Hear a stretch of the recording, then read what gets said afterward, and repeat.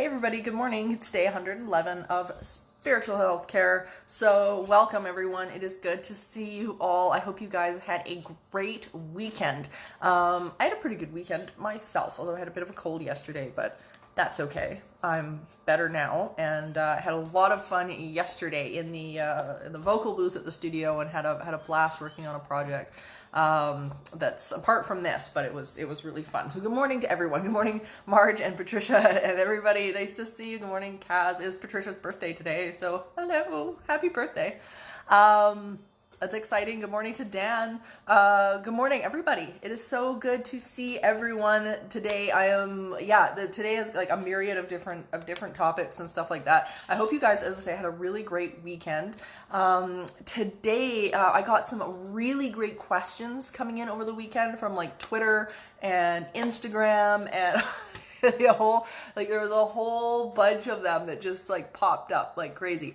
So we'll go through some of them today. Everything from levitation questions to avoiding people's energy, and paranormal on social media and things like that. So we've got lots to cover this morning, and so it's good. Good morning, Sally. Good morning to Kaz. Sally says she hopes I'm feeling better. Yeah, I am. I had like this weird cold yesterday, and all I did was sneeze. So I was like, there's no way I'm doing spiritual healthcare because all I'll do is sneeze like through the whole thing. So I'm like, that's crazy. That's annoying. So yeah, but I had a great day, I had a great day yesterday. Went and did some fun vocal work and hung out with some friends, and it was really fun. It was a really good time, and we, I think moving forward with stuff, and it's really good. All these projects that are coming up now, it's kind of getting, it's getting crazy. It's getting crazy over here again, which is good because I've missed the business aspect. It is nice and sunny here. It is 25 degrees. Celsius, not Fahrenheit. Celsius, not Fahrenheit. So yeah, lots to talk about today, as I say. Of course, some major events and major breakthroughs in the news and stuff like that over the last this past weekend, including, of course, the body cam footage of George Floyd and everything that went on there. So there's a lot of people dealing, I think, with a lot of stuff going on, and so I'm glad that we're coming back together today for another morning of spiritual healthcare, because there's been a lot that's gone on over the weekend, and I know people are getting a bit panicked about sending their kids back to school and stuff like that. So I think today's topic is going to apply to some of that today, and we're gonna have some fun as well, because one of the questions that came in that I thought was really cool, and I actually had to do some research on, because I wasn't completely familiar with for it myself, but I wanted to do some research because I thought it was really cool, and it came in from Cha Ling on Twitter, and they asked, "What do you think causes levitation? What do you think causes levitation? When I was a kid, I was sleeping on the top bunk of a bunk bed and was dreaming I was swimming through the air. When I woke up, my nose was touching the ceiling. I immediately fell to my bed. Only time I think it ever happened to me." So I loved this because, we haven't really talked about things like levitation on spiritual healthcare, and it really got me thinking, because I haven't done a lot of research myself into the process of levitation and the research and things like that. So anyway, I ended up doing a deep dive, and I found a case that I thought was worth talking about, because I wondered how things like levitation and stuff like that would fit into, of course, what we know about everything being non-physical, everything being energy, and all of that kind of thing. And what I found was a very interesting case that I wanted to share with you guys, because I thought it was really, really cool. Because from what I could read and the amount of information that I went digging through, I could not find, a study, of course, that said, this is how levitation works and this is what it is, and so on and so forth. So I thought, okay, what does non-physical have to say about this? Because they're usually the go-to for information like this. And I found the coolest case, and it was a case known as Dr. Bindelhof. Okay, so Dr. Bindelhof, this took place between 1929 and 1933. And this had to do, it was a seance. It was very similar to, we've talked about before, the Philip experiment in Ontario, where people had basically come together and formed this entity. They thought about it enough and created this entity who was interactive. His name was Philip, and he was interactive, and he was basically fueled by people getting together with the intention of joy and to experience some really cool interactions with non-physical and things like that. So this was very similar, and it was a group that came together for and experienced psychokinetic movements, levitation, communication through automatic writing, and probably one of the most incredible encounters of healing I've ever read. So this was really interesting. So it ended up in a book called The Spirit of Dr. Bindelhof, and Bendelhoff was the entity that supposedly came forward and started to interact and talk with them. So whether or not this was something that they created, or whether it was something that that they were interacting with, an intelligence that had been alive years ago. He claimed that he was a physician, and he did dentistry and all sorts of different things. So he had a whole history. So the two that were involved, they were just young kids, and they were inexperienced. They didn't have any any major backgrounds. They were about 13, 14 years old. Gilbert Roller was one individual. Larry Levin was the other one. And Gilbert was the son of entertainers. He had a lot of sudden relocations. He moved around a lot because that's just the world of production. And he grew up with a lot of psychic phenomenon. So he was very adept at it, very aware of it. And his mom had participated in things like seances and all of that kind of thing as well. His friend, who was also 13, he was they had included a bunch of people within their group. There was 7 or 8 of them.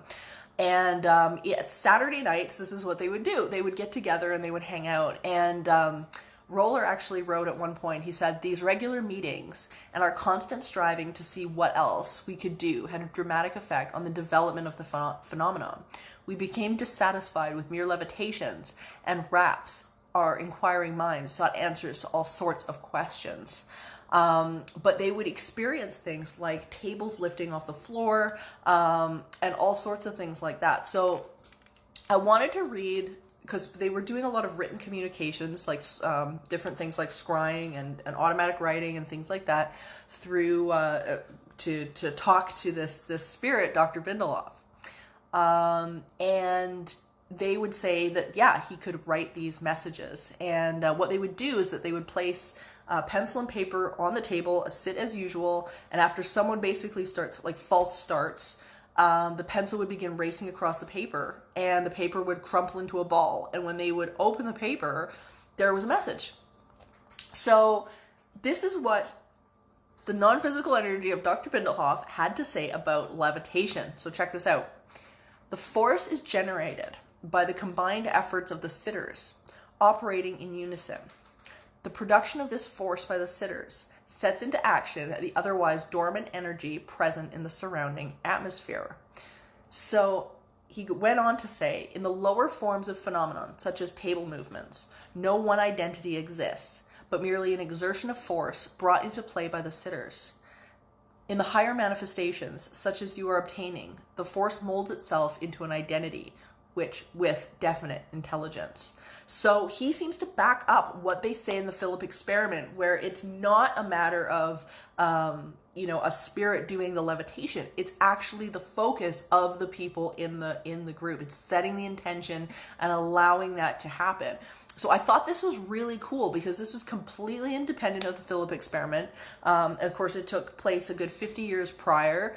And it's really neat to sort of see this type of thing come together. And it was written about in a book called The Spirit of Dr. Bindelhof, which you can still buy. It was published in 2006, which is kind of neat. So, but I thought this was really cool, because, as I say, it comes together again with this idea that we are, that we have this ability to project this consciousness and change our reality, which is really neat. So that's what they say. And there are quite a few cases of levitation and things like that. I've seen objects lift off tables and all sorts of things as well, which is it's pretty fascinating to watch.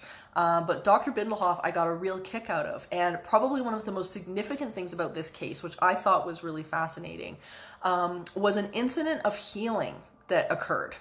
And I have not heard of this to this degree in a seance type sitting before this or after this, really. And he basically had noticed, or the entity claimed to have noticed, that Levin had an abscessed tooth. And he actually brought it up in one of his written messages. He said he had a life as a doctor, and this is just what he did. So what was so fascinating is during this one sitting, Levin started to feel this pressure underneath his tooth, and all of a sudden there was just relief. Like the pain went away. He was starting to feel better, and he didn't understand what had just happened. And when he went to the dentist again, the abscess was healed. The abscess had completely healed up, and it was permanent. It never came back again. So I thought that blew my mind when I read it. And Dr. Bindelhof's words about that, he said, "Let us perfect it and give it to the world. Your results will leave no room for dispute. Will you be the disciples of a dead man?"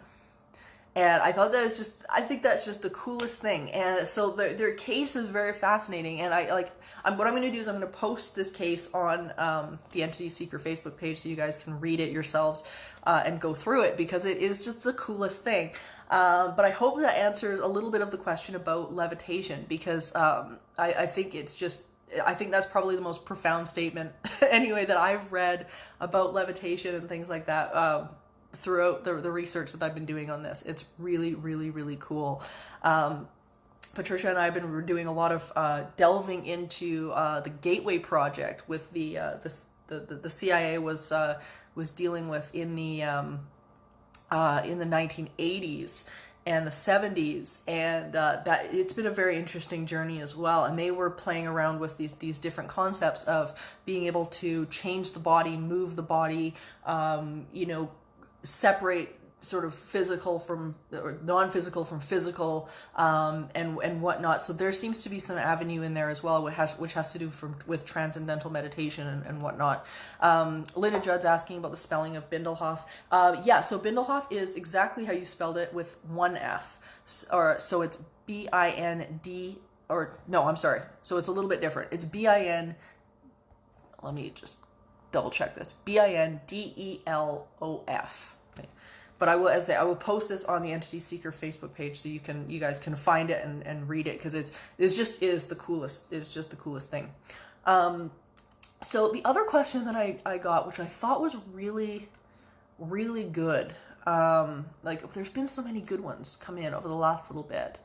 And I think this is applicable to what everybody has been dealing with, even in terms of the people have got fears going on right now, and justifiably so, with all of the crazy that's been happening. And so this came in, and I thought this was really cool, from Magical Lights, and it was a comment that I thought was worth elaborating on. So I thought I would bring it up. They had said, people tend to be very low in terms of spiritual vibration. I avoid their energy just as I would avoid someone sneezing. It's a challenge with living on Earth. Here we exist in the same world as people with negative energy, a coexistence that wouldn't be possible in finer realms. So I thought this was a great topic, because I really wanted to elaborate a little bit on this this morning, because I think it's worth talking about. Bart Boso on Twitter also went on to say, human darkness might be a bit darker online, but human lightness and kindness is also much brighter. So I thought this was great, and I think it brings up a really big question, which is a question I've asked since I began Entity Seeker way, way, way back in the day. Oh, Linda's posted the link to the book. That's awesome. Thank you. And I think this is a really big question, is who is your audience? Who is your audience? And this is the question that I'm always asking myself, because it keeps me on the direction and the path that I need to be on. Just in general, is who is your audience? Who are you intending to talk to? So way back when, this was probably, oh my goodness, about 10 years ago or so, I was doing a call with one of Tony Robbins' assistants. And I had a great conversation with her, super nice. They're such nice people. And so we're having this conversation back and forth about shows, and we were talking about circus and stuff like that, and fire shows and stuff like that. And we were talking about the idea of presenting to these different venues, and how to grab people's attention, and what do you do, and the process and all of that.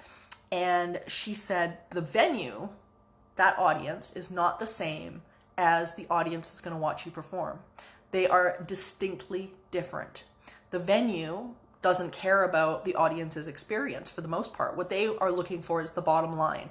Will this make me money? Will it make me money? Will it bring in people? Will it make me money? And the audience's experience is often very, very separate, where the audience is caring about their experience first. So how you present to one is not going to be how you present to another.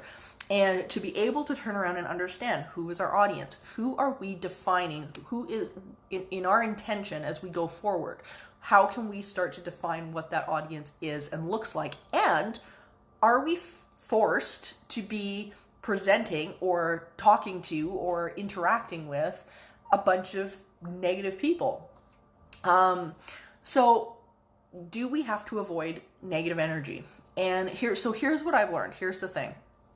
Is that when we get into the realm of feeling like we have to avoid stuff, when we have to avoid certain people or avoid negativity, right away we have to understand that intention, that set intention of avoiding whatever this is, automatically starts to bring that into our experience right away.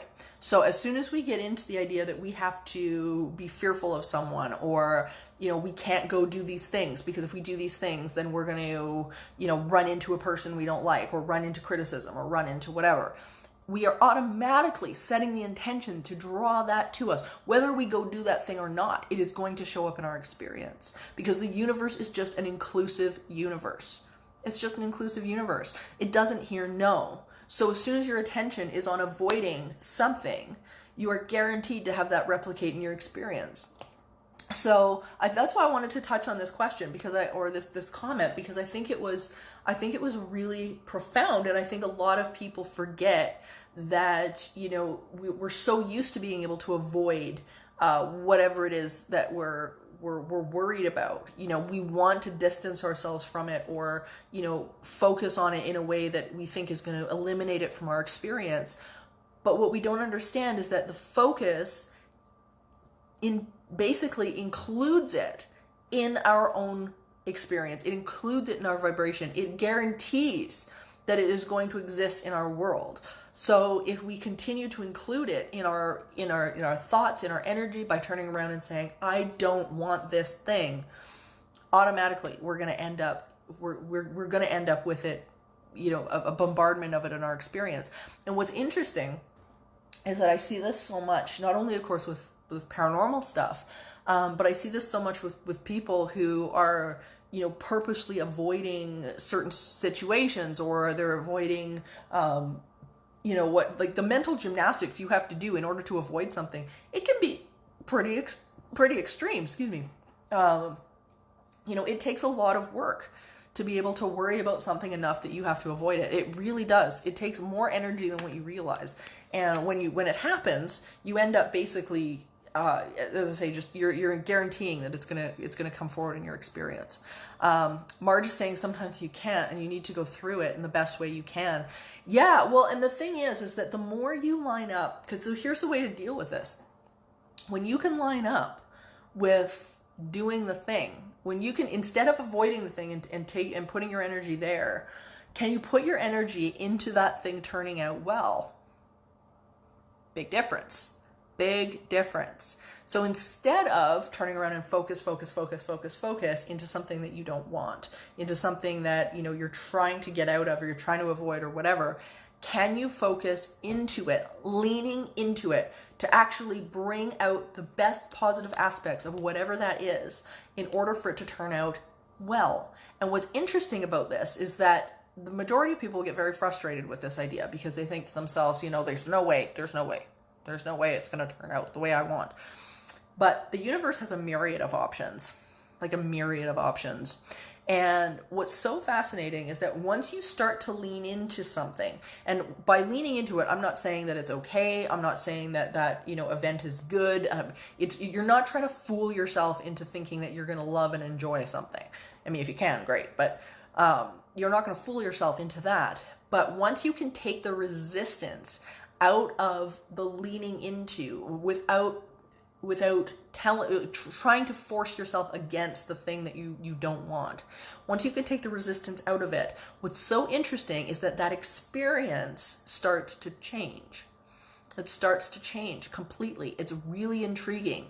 And sometimes it'll disappear altogether. Sometimes all of a sudden, that person will cancel, or there'll be something go on where, half a party can't make it, or stuff will start to work. But as long as you're sitting in resistance to it, it will, I guarantee you will bring more of that negative aspect of what you're experiencing into your experience. And if you can lean into somehow that this is going to work, all of a sudden you're taking that resistance out, and you've got that energy flow that can start to move and manipulate and change the situation into what you want. But mainly it's not even about the situation. It's just trying to get yourself out of resistance.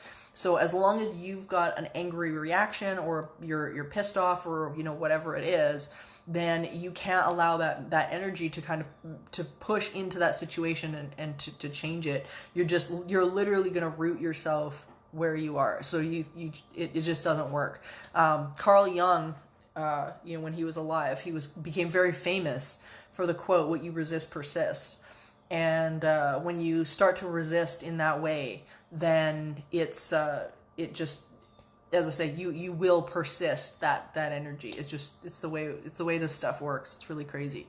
So yeah, I thought that was really intriguing, and I found a fantastic passage in Faith in the Valley, Miss Iyanla Vanzant, which I thought was so good, I thought was so good, and I had to read this to you guys, because this whole thing, when we start to take a look at it, when we start to think of avoidance, ultimately what we're dealing with is a perspective of lack. And lack is, I can't get what I want. I can't experience what I need to experience. This isn't available to me. When we know that we've got a plethora of incredible energy and universal forces at work for us.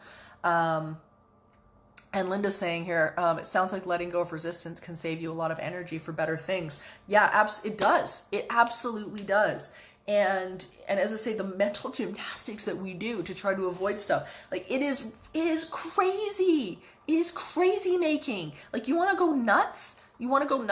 Try to get out of something and backpedal and that kind of thing without putting mental energy into it. You can't do it. Like, it's mind-boggling the levels that people will go to just in order to avoid something, when they could be putting that energy into just lining up with it and letting the situation deal with itself. Dawn is saying, avoiding the negative folks can be emotionally draining experience. Bad for your health. Yeah, it is. It's totally bad for your health. And there's the thing, when we're trying to, anytime we're building up a resistance in our being, in our spirit, we're just cutting ourselves off from the flow. Like, that's all we're doing. We're just cutting ourselves off from the flow. So I wanted to read you guys this, because this is pretty cool. You may think it's your parents, your mate, your job, or the kids. It's not. That sinking feeling in the pit of your stomach, that dull ache in the center of your heart, that ever-present cloud hanging over your mind, is the attack of the L's: lack, loss, and limitation. It's not what your parents didn't give you that's got you stuck. It's your focus on what you don't have. That's lack. It's not the unknown of the future that's got you down. It's your preoccupation with what or who got away. That's loss. It's not what you didn't do right, can't do right now, want to, but don't know how to do that has you beat. It's your belief that there is no way out, over, under, or through your present condition that keeps you right where you are. That's limitation. You, my dear, are under attack. And if I were you, I would do something about it. You might want to use the 2 F's and the 3 T's to defend yourself. Fearlessness and faith, held together with truth, trust, and tenacity. If for some reason these things don't help you, whip out the mighty L, love. And if these things don't help you beat the blues, I'm afraid there is little else that can. And I love that. I love that. It is super true. It is super true. So it's a lack-based position.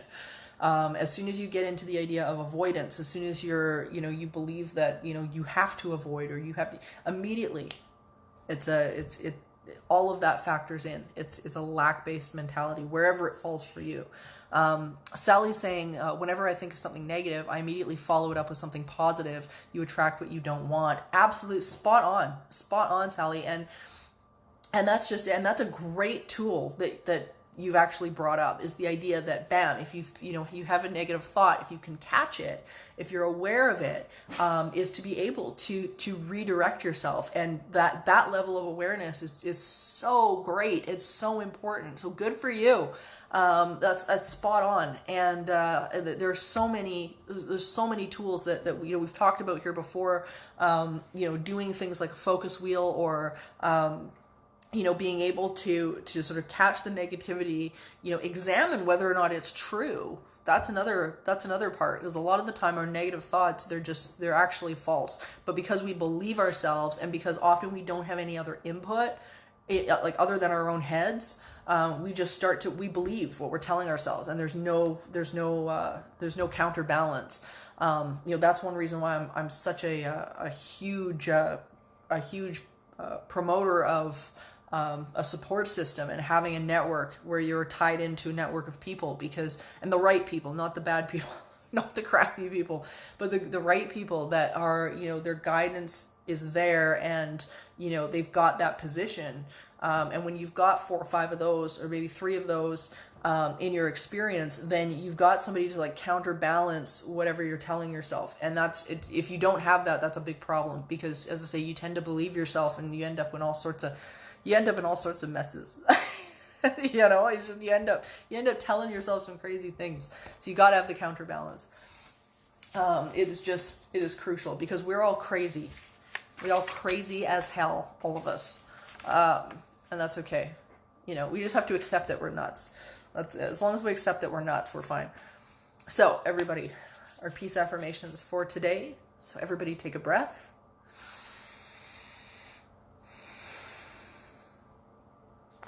I'm a channel of peace and well-being, and my need for peace is abundantly met.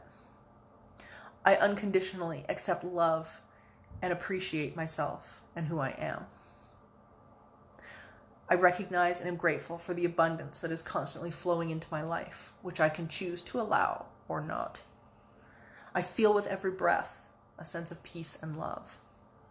I help others by maintaining and tending to my connection with Source as much as possible. This well-being is accessible to me, even in a sea of uncertainty. And at this moment, all is well. I am able to liberate myself from my past and live with peace and serenity. I can see and appreciate all the beauty and abundance of the life around me. I am able to embrace love while letting go of fear. And I find peace with the soothing silence of my inner being. Everybody take a breath.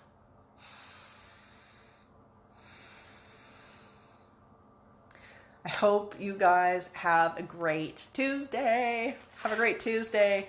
And I will see you guys tomorrow morning on Spiritual Healthcare right here, 10 a.m. Mountain Time. And I will post the article to Dr. Bindelhof on the Entity Seeker Facebook page, so you guys can grab that and read it, because it's cool. It's super cool, and I think you'll get a kick out of it. So have an amazing afternoon, everyone, and I will see you all tomorrow morning. Bye.